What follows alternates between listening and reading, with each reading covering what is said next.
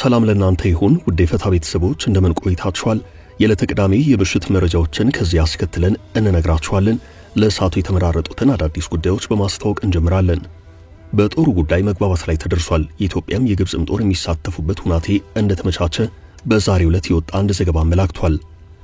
ፕሬዚደንት ዶናልድ ትራምፕ አሜሪካ ከፈቀደችው የቀረጥና ኮታ ነፃ የንግድ ዕድል ውጭ እንድትሆን የተደረገችውን ኢትዮጵያን ከሌሎች የአፍሪካ ሀገራት ጋር ቀላቅለዋታል። አሁን ባለው ሁናቴ በአገዋ ውስጥ ከአገዋ ውጭ የሚለው ጉዳይ አክትሟል።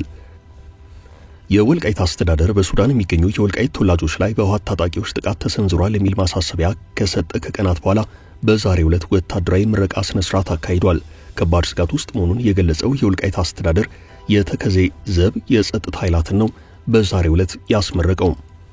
የነጌታቸው ረዳ ምክር ቤት ከአሜሪካ አምባሳደር ጋር በዛሬው ዕለት መክሯል። የጊዜ አስተዳደሩ ፕሬዝዳንት አቶ ጌታቸው ረዳ ለህይወታቸው ስጋት መደቀኑን ገልጸው ክልሉን ለቅቀው በአሁኑ ሰዓት ከሀገር ውጭ የሚገኙ ሲሆን እርሳቸው ያቋቋሙት ምክር ቤት በሌሉበት በዛሬው ዕለት ከአሜሪካው አምባሳደር ጋር መክሯል።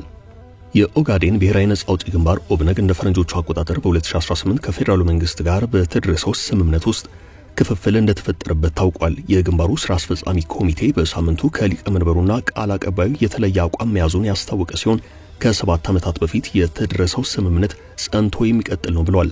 ኮሚቴው ሊቀመንበሩ ላይ ህጋዊ እርምጃ ለመውሰድ እንደሚገደድ አስጠንቅቋል። በዚህ መሃል ብሔራዊ ምርጫ ቦርድ ፓርቲው ላይ ምርመራ መክፈቱ ተሰምቷል። የኢትዮ ጅቡቲ ባቡር አክሲዮን ማህበር ከአዲስ አበባ ወደ ድሬዳዋ በሚደረገው የባቡር ጉዞ ላይ ለጥፍ የተቃረበ ጭማሪ አድርጓል። የባቡር ትኬት ዋጋ ከ760 ብር ወደ 1260 ብር ሲጨምር ባቡሩ ከዚህ ቀደም በሰዓት ከ37 ኪሎ ሜትር የነበረውን ፍጥነቱን ወደ 60 ኪሎ ሜትር በሰዓት ከፍ ማድረጉ ታውቋል። በፕሬዝዳንት ዶናልድ ትራምፕ የተሰጠው ቀነ ገደብ ዛሬ የሚያበቃው ቲክታክ ለተጨማሪ 75 ቀናት በአሜሪካ እንዲቆይ የሚፈቅድ ትዕዛዝ መፈረሙ ታውቋል። ቻይና በታሪፍ ላይ ድርድር እስካልተጀመረ የቲክታክን ሽያጭ አልቀበልም ብላለች። እነዚህን በመግቢያ ያስተዋወቅናችሁን የሰዓቱን አዳዲስ መረጃዎች ከዚህ እንደሚከተለው በዝርዝር አንድ በአንድ መንገር እንጀምራለን። እስከ ፍጻሜው አብራችሁን ዝለቁ።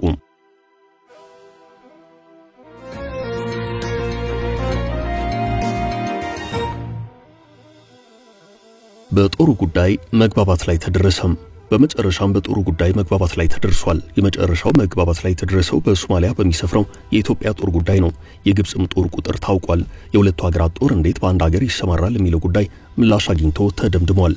እንደ ዛሬው የሪፖርተር የእንግሊዝኛው እትም ጋዜጣ ዘገባ ኢትዮጵያ በሶማሊያ በሰላም አስከባሪነት ለማስፈር ያቀደችው ጦር 2500 ሲሆን በዚህም የአፍሪካ ህብረትና ሶማሊያ ስምምነታቸውን እንደገለጹ ዘገባው አመላክቷል። በኢትዮጵያና ሶማሊያ መካከል የተፈጠረውን ወታደራዊና ፖለቲካዊ ውጥረት ተከትሎ በሶማሊያ ሰላም ማስከበር ተልዕኮ ውስጥ መሳተፍ አለብኝ ያለችው ግብጽ 1100 ጦር የተፈቀደላት ሆኗል። በሶማሊያ ሰላም ማስከበር ተልዕኮ ውስጥ ከፍተኛ ቁጥር ያለው ጦር ያሰማራቸው ዩጋንዳ ናት። ቁጥሩም 4500 ነው። ጅቡቲ 1520 ጦር ተፈቅዶላታል። ኢትዮጵያ ከሶማሊላንድ ጋር የፈረመችውን የመግባቢያ ስምምነት ተከትሎ በሁለቱ ሀገራት መካከል ውጥረት ተፈጥሮ የቆየ ሲሆን በዚህም ሶማሊያ የኢትዮጵያ ጦር በሰላም አስከባሪነት እንዲሳተፍ አልፈልግም በማለት ስትሞግት ቆይታለች። ሆኖም የሁለቱ ሀገራት መሪዎች በቱርክ አንካራው ስምምነት ርቅ ካወረዱ በኋላ የሶማሊያ ቀድሞውን የኢትዮጵያ ጦር ይውጣልኝ የሚለው አቋም ተቀይሮ ቀሪ መደረጉ ታውቋል።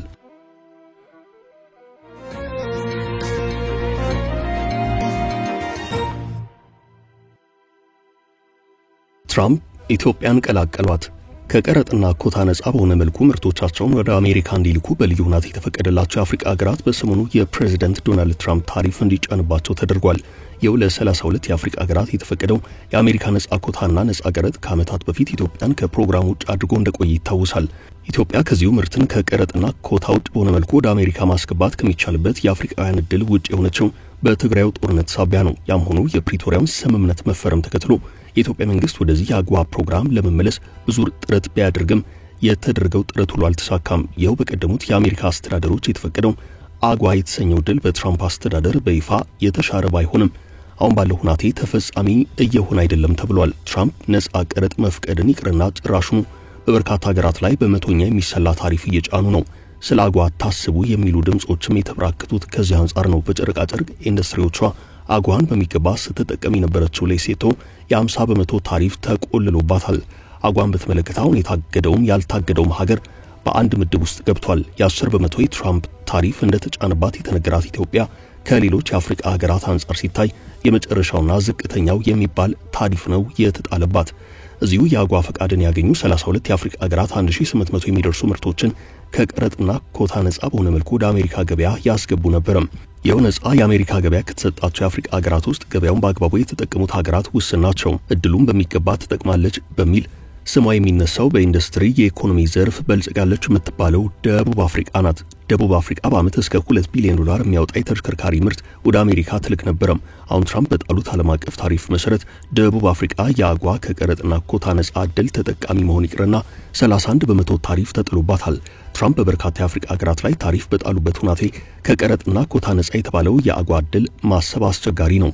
በበርካታ ዓለም ሀገራት ላይ ይኸው ታሪፍ ሲጫን ኢትዮጵያን ጨምሮ በርካታ ሀገራት የዚህ ታሪፍ ሰለባ ሲሆኑ የኢትዮጵያ ታሪፍ የታሪፉ መነሻ የተባለው 10 በመቶ ብቻ ነው። ከዚህ ውጭ ሌሎቹ የአፍሪካ ሀገራት ሲታዩ አልጄሪያ 30 በመቶ፣ ቻድ 13 በመቶ፣ ሊቢያ 31 በመቶ፣ ቱኒዚያ 28 በመቶ፣ ዛምቢያ 17 በመቶ እያለ ይቀጥላል። አሁን ባለው ሁናቴ የአጓ ዕድልን በተመለከተ ከአጓ ውጭ የነበረችው ኢትዮጵያ በአጓ ዕድል ውስጥ እያሉ ታሪፍ የተጣለባቸው የአፍሪካ ሀገራት አንዱ ሆነው ይታያሉ። ያም ሆኖ አጓን በተመለከተ ጉዳዩ በቀጥታ የሚመለከተው ኮንግረሱን በመሆኑ ጉዳዩ በዚያው ይታያል ተብሎ እንደሚታሰብ አንድ አስተያየታቸውን ለቢቢሲ የሰጡ ተንታኝ ተናግረዋል።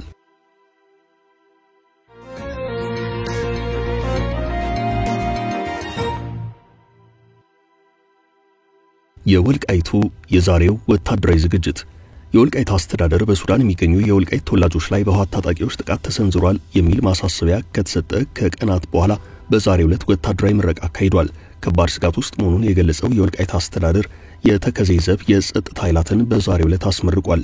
የወልቃይት አስተዳደር ከትናንት በስቲያ መጋቢት 25 ይፋ ባደረገው መግለጫው የህወሓት ወረራ ስጋት አለብኝ ብሏል። የወልቃይት አስተዳደር በዚህ መግለጫው በፕሪቶሪያው የሰላም ስምምነት ወልቃይት ጠገዴ፣ ጠለምትና ራያ ወዛጋቢ ቦታ ስለሆነ አይመለከትም ተብሎ ትጥቁን አውርዶ በሰላማዊ መንገድ ለመታገል የፈረመው ህወሓት ስምምነቱን ጥሶ የወልቃይት ጠገዴን ህዝብ ለመውረር እየተዘጋጀ ነው ሲል ወቀሳ ማቅረቡ አይዘነጋም። የወልቃይት አስተዳደር ይህንን ወቀሳ ካሰማ ከቀናት በኋላ በዛሬው ዕለት አዲስ መረጃ ተሰምቷል። ወታደራዊ ምረቃ ተካሂዷል። በተከታታይ ሲያስመረቃቸው የቆዩትን የተከዜ ዘብ በሚል የሚጠሩትን የሚሊሻ ኃይላት በዛሬው ዕለት ማጠናከሩን የታወቀው ይኸው የተከዜ ዘብ ምረቃ የተካሄደው በማይካድራ ከተማ ነው። በማይካድራ ከተማ ከዚህ ቀደም ከባድ ማንነትን መሰረት ያደረገ ጥቃት መሰንዘሩ ይታወቃል። በዛሬው የምረቃ መርሃ ግብር ላይ የወልቃይት ከፍተኛ አስተዳደር አመራሮች ተገኝተዋል። የአማራና ትግራይ ክልሎች በወልቃይት ጉዳይ ውዝግብ ውስጥ ሲሆኑ የሁለቱም አመራሮች አንዳቸው ሌላኛቸውን በመውቀስ ተከታታይ መግለጫ ያወጣሉ። በሌላ በኩል የፌዴሬሽን ምክር ቤት በትግራይና አማራ ክልል ይገባኛል ጥያቄ የሚነሳባቸውን ወልቃይት ጠገዴን፣ ጠለምትና ራያን በተመለከተ ያሉትን ችግሮች ለመፍታት ከተቋቋመው ኮሚቴ ጋር በመቀናጀት ለአካባቢዎቹ በህዝበ ውሳኔ መጨረሻውን እልባት ለመስጠት እየተዘጋጀ መሆኑን ከዚህ ቀደም ገልጾ ነበረም። በአወዛጋቢዎቹ ግዛት ህዝበ ውሳኔ የሚል አቋም በፌዴራሉ መንግስት በኩል የተያዘ ሲሆን በትግራይ ጊዜ አስተዳደር በኩል ደግሞ ቋሚ የሆነ በህዝብ ውክልና ያልተመረጠ መንግስት ባለመሆኑ በእኛ የስልጣን ዘመን በእነዚህ ግዛቶች ህዝበ ውሳኔ እንዲካሄድ አንፈቅድም መባሉ አይዘነጋም። በሌላ አቅጣጫ በአማራ ክልላዊ መንግስት በኩል በሁሉም አወዛጋቢ ግዛቶች ህዝበ ውሳኔዎች ቢካሄዱ የሚደግፍ መሆኑን በተደጋጋሚ ያመላከተ ሲሆን በአካባቢዎቹ ያሉት ነዋሪዎች አቋም ግን እንደየስፍራው የሚለያይ መሆኑን የታወቀው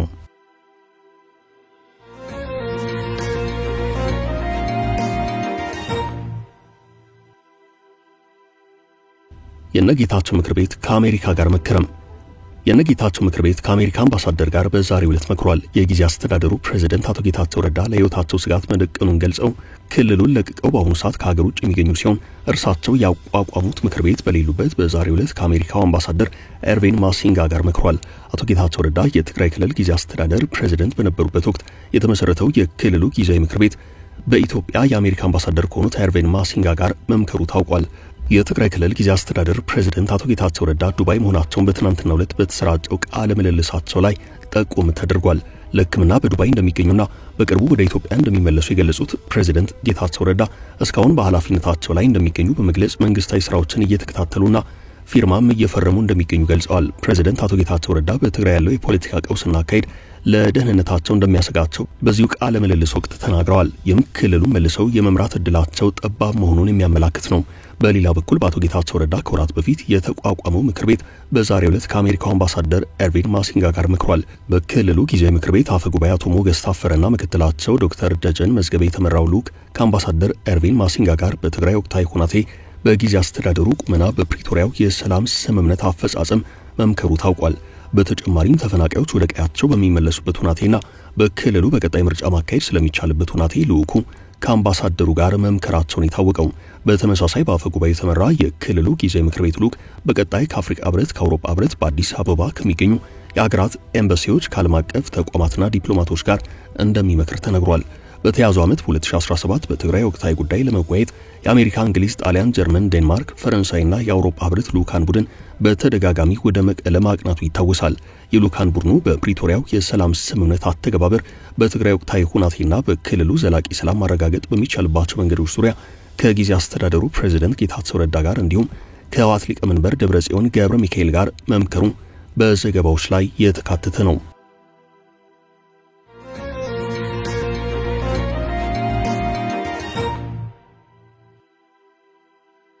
የኦብነግ ስራ አስፈጻሚ ካውንስል ፕሬዝዳንቱን ገሰጸ።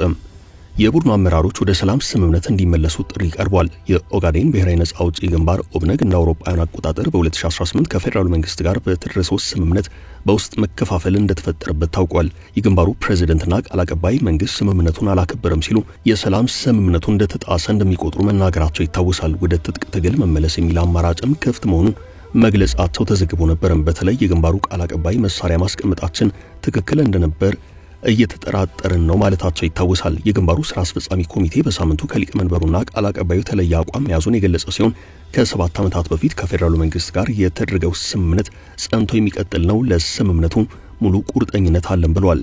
በሳምንቱ ረቡዕ ዕለት የተሰበሰበው ስራ አስፈጻሚ ኮሚቴው የሊቀመንበሩን አብዱራህማን ማሃዲና አንዳንድ ከፍተኛ አመራሮች ሲል የጠራቸው ሰዎች ወደ ትጥቅ ትግል የመመለስ አካሄድ እቃወማለሁ ብሏል። ሊቀመንበሩ ከዚህ ጥሪያቸው እንዲቆጠቡም ጠይቋል። ሊቀመንበሩና ቡድናቸው የሰላም ስምምነቱ ተጥሷል ሲሉ የተሰሙት የሶማሌ ክልል አስተዳደር በኦጋዴን የተፈጥሮ ጋዝ ፍለጋ የተሰማራውን ፖሊጂሲኤል የሚሰኘውን የቻይና ኩባንያ ተወካዮች ማነጋገሩን ተከትሎ ነው። ሊቀመንበሩና ቃል አቀባዩ የሶማሌ ክልል መንግስት የህዝብን ጥቅም አሳልፎ እየሰጠ ሲሉ የወቀሱ ሲሆን የኦጋዴንና የህዝቡን ጥያቄ ያቀርበን ያለነው እኛ ብቻ ነን ሲሉም ተደምጠዋል። ሊቀመንበሩ በኦጋዴን የሚካሄደው የተፈጥሮ ጋዝ ማውጣት ሂደት ህዝቡን ሳያሳትፍና ጥቅሙን ሳያስጠብቅ የሚቀጥል ከሆነ ሰላም ሆኖ የነበረው ክልል ወደ ቀውስ ያመራል ሲሉ አሳስበዋል። ከ7 ዓመታት በፊት ኦብነግን ጨምሮ በጎረቤት ሀገራት ታጥቀው ሲንቀሳቀሱ የነበሩ የኦሮሞ ነጻነት ግንባርና ግንቦት 7 ቡድኖች ወደ ሀገር ቤት በመግባት ቀድሞ የተሰጣቸው የአሸባሪነት ስም ተሰርዞ በፖለቲካ ፓርቲነት ወደ ሰላማዊ ፖለቲካ ትግል እንዲገቡ ተደርጎ ነበርም። ኦነግ ለሁለት በመከፈል አንደኛው ወደ መሳሪያ ትግል መግባቱ ይታወሳል። ኦብነግ አመራሮቹ ግንባሩን ለሁለት በመክፈል የክልሉንና የፌደራል መንግስቱን የሚወነጅሉ ሲሆን በተደጋጋሚ እርስ በርሳቸው ይወቃቅሳሉ። የግንባሩ ስራ አስፈጻሚ ኮሚቴ ሊቀመንበር አብዱራህማን ማሃዲ ወደ ትጥቅ ትግልና ግጭት የሚያደርጉትን መግፋት እንዲያቆሙ ምክር ተሰጥቷቸዋል። የሊቀመንበሩ ድርጊት ከቀጠለ በሕግ ይጠየቃሉ ተብሏል። ሪፖርተር የእንግሊዝኛው እትም ጋዜጣ ዛሬ ባወጣው ዘገባ የውስጥ ምንጮቹን ጠቅሶ የኢትዮጵያ ብሔራዊ ምርጫ ቦርድ የኦብነግ ጉዳይን እየመረመረ ሲሆን የግንባሩን የፖለቲካ ፓርቲነት ጥያቄ ውስጥ ሊከት የሚችል ውሳኔ ሊያሳልፍ ይችላል ብሏል። የግንባሩ የማዕከላዊ ኮሚቴ አባላት ይህንን ስጋት ተከትለው ሊቀመንበራቸው ላይ ህጋዊ እርምጃ ለመውሰድ መክረዋል ሲል ሪፖርተር ዘግቧል።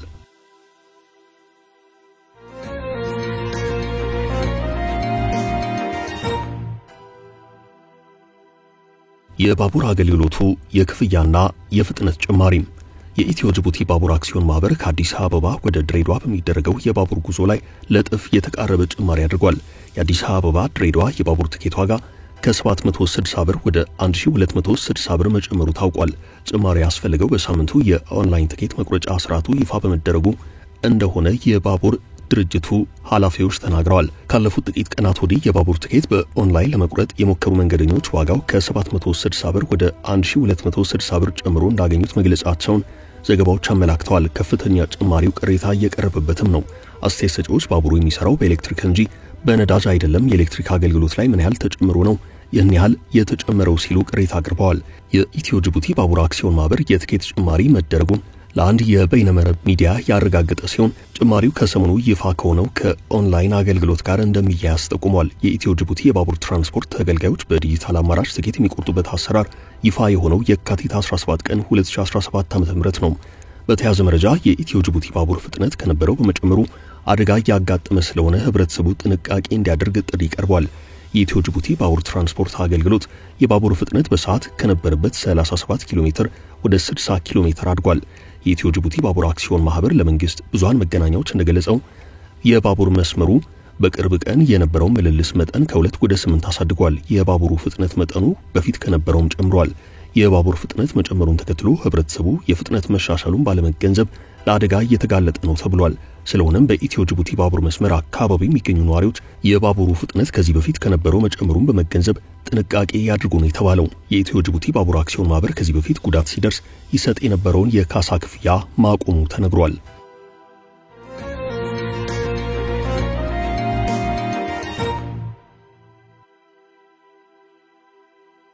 ትራምፕ ውሳኔውን አራዘሙ።